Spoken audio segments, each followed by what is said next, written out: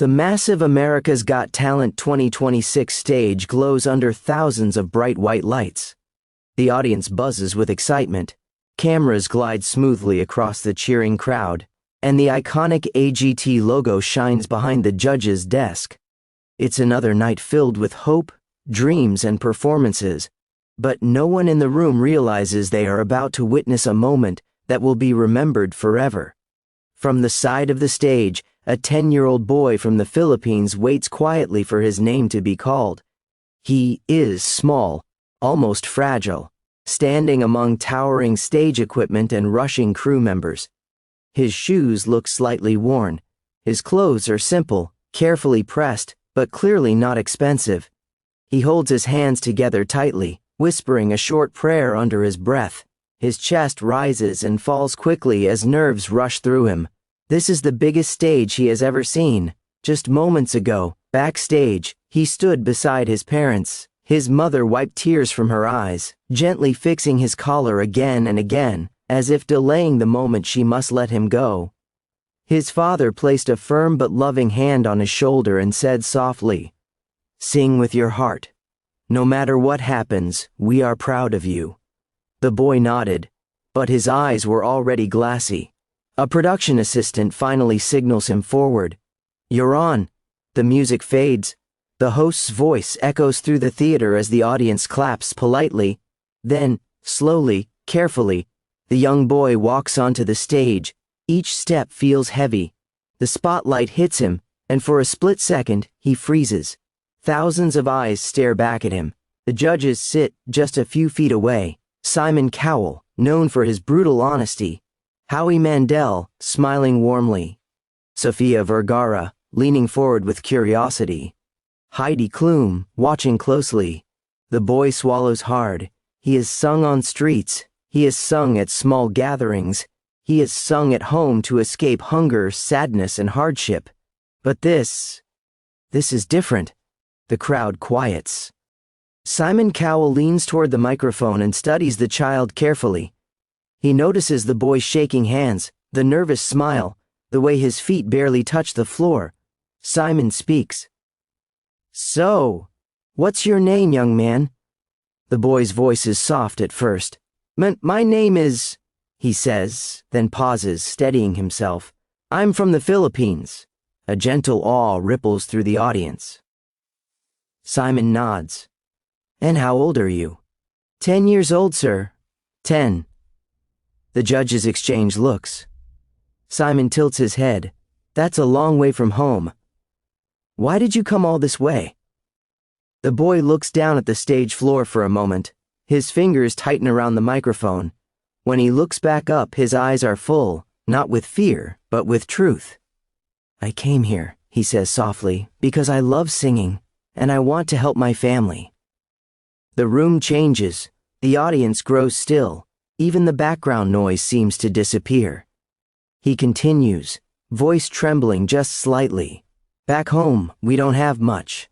Sometimes, singing is the only thing that makes me feel strong."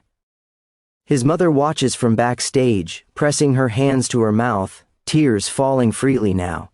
She remembers nights when the electricity went out, when her son sang in the dark just to keep hope alive. Simon leans back in his chair, silent. His expression is serious, not skeptical, not amused, just focused. "Who taught you how to sing?" Simon asks. The boy shakes his head gently. "No one, sir, I just listen and practice." The honesty hits hard. Simon pauses, then asks the final question. "Okay, and what are you going to sing for us today?" The boy takes a deep breath. "I will sing a song that comes from my heart. There is no arrogance, no rehearsed confidence, just a child standing bravely in front of the world." Simon nods slowly. "All right, whenever you're ready." The boy closes his eyes. For a brief moment, everything feels suspended in time. The judges, the audience, the lights, the cameras. The music is about to begin, but before it does, we see what this moment truly means. We see the boy remembering his small home. We see the narrow streets of his neighborhood. We see the dreams he carried across an ocean. He opens his eyes again. He lifts the microphone closer. The music cue is seconds away, and in that silence, before a single note is sung, no one yet knows that this 10-year-old boy from the Philippines is about to shock Simon Cowell, move millions, and change his life forever. For a brief moment, time itself seems to pause inside the America's Got Talent 2026 arena. The judges sit still, the audience holds its breath, even the cameras seem to move more slowly, as if afraid to disturb the fragile calm standing in front of them. The 10-year-old boy from the Philippines grips the microphone with both hands. The music begins, soft, gentle, almost hesitant, like a whisper inviting the heart to listen. The boy closes his eyes, and then, he sings. The very first note floats through the air, pure and steady, cutting through the silence like a beam of light breaking through darkness. It's not loud, it's not forced, but it is unmistakably powerful.